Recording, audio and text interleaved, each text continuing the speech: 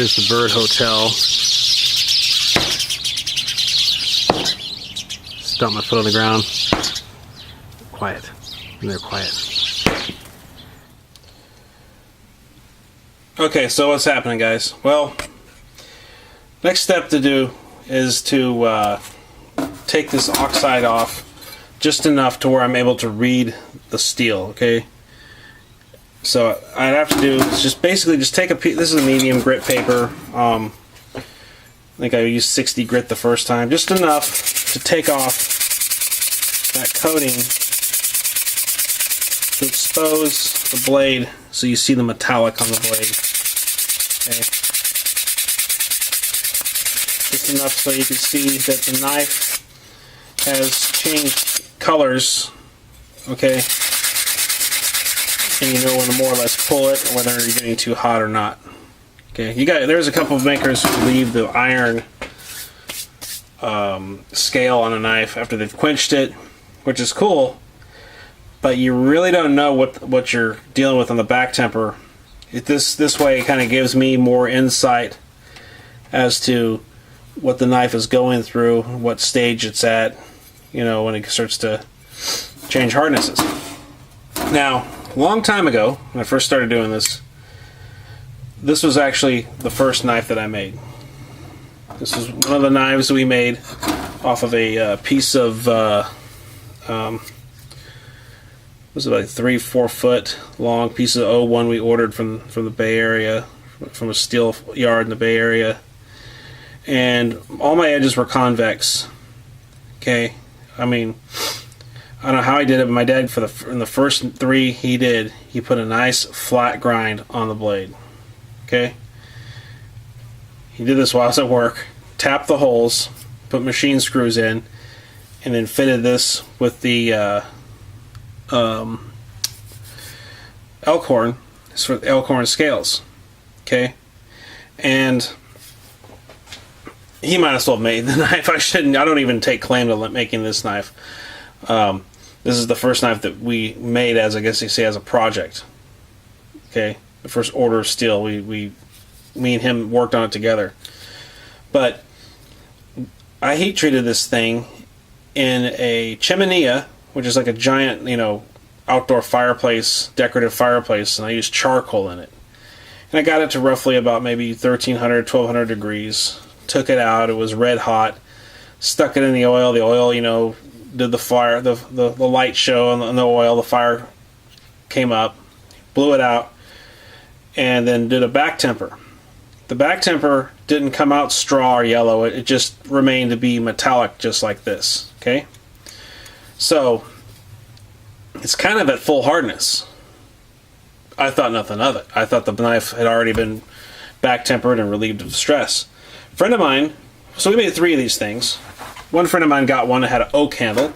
Another friend of mine got one with elk scales, and we kept the third one, which is the elk scale one you see here. They all look identical. Same grinds, same shape, everything. Just like a little mini machete. A friend of mine went on a camping trip, and they took it up to the hills, and it was the kind of camping trip where everybody doesn't forget to bring a case of beer or a couple things of hot dogs, but they forget to bring things like their shovel or their hatchet. Everyone had the beer, everyone had the party favors, but no one called the other guy to see if there was a shovel or a hatchet or any tools. I mean, there might have been 1 or 2, but this is what he told me. Something along the lines of this story. And he said that this is like the only tool they had in camp. It was this knife that I made. And I got to Starbucks, and it was all wrapped up in a towel, and I wrapped it. It was just as sharp as the day I gave it to him. He says they dug holes in the ground with it. He says they split some wood with it. That's what they were passing it off back and forth, I guess, doing tasks with it around camp, because it's one of the only tools they had in camp. And it was full hardness. I mean, you listen to these guys that say you can't send out a full hardness knife, it'll break. Well, that's just kind of, his testimony was just kind of made a believer out of me that, yeah, maybe a person can do a full hardness knife, and it may make it through an ordeal like that, a camping environment. with lots of heavy use. But you know, in the real world, I kind of want to do is produce a knife that's still sharpenable, but offers enough flexibility to where it's not going to, like, you know, crack on my customers. You know, when my customer's using it, it's not going to crack. So that's why I do the back temper, and that's why I do the color changing thing. But the first one I did a little bit of a 400 degree, 425 degree back temper, sent it out, and it was rock hard. You can say, dug holes for tent stakes, they hammered tent stakes in with it. They chopped a little bit of wood with it. Okay, I mean, they baton wood with it. So, you know, I'm not going to completely knock full hardness. It's, you know, it's got its place. But I like to back temper, and I like to bring that hardness down. So this is why I'm doing this. So I kind of like the way that looks. Looks like some kind of forced patina when I took that off. Hell, I might actually just go ahead and leave it like this when I sell it. Well, anyway, off topic. I'm going to put these in now. So just kind of layer them in here inside the toaster oven.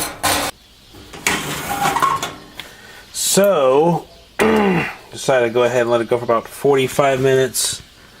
It's about 425. Color looks good. I think I'll give it another 5 minutes. Then I'll pull it.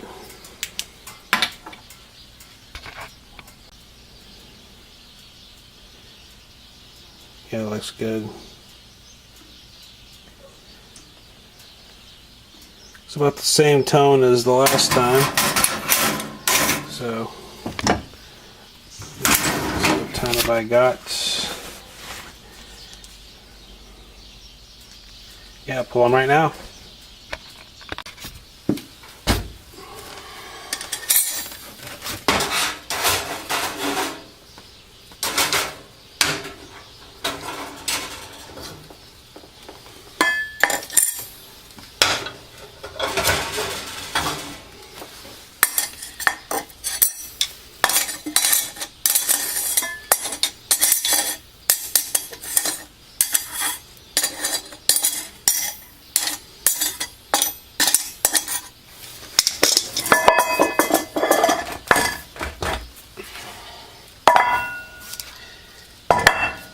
Okay guys, so what you seen there was the second back temper.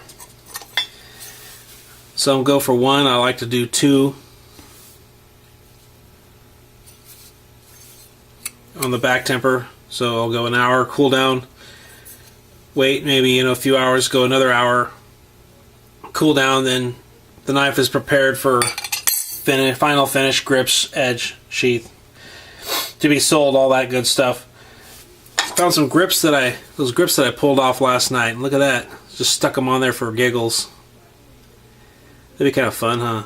Have a knife with a finish like that. It's just a, post heat treat finish, but that's kind of neat. Feels good in the hand though. I mean, I could actually, in theory, glue this on right now, sharpen it, put it in the sheath, and carry it as a knife if I wanted to. Then, looking around for that first knife that I showed you, the one that we made a few years ago, I found number 6 in there. That needs to be reground, reheat treated, all that good stuff. So here's number 6 already. That needs to be refurbished and sold or whatever. So anyways, that's how I do the second back temper. Not about the same as the first back temper. Just, do that for safe measure. And I hope you enjoyed the video, guys, and thanks for watching.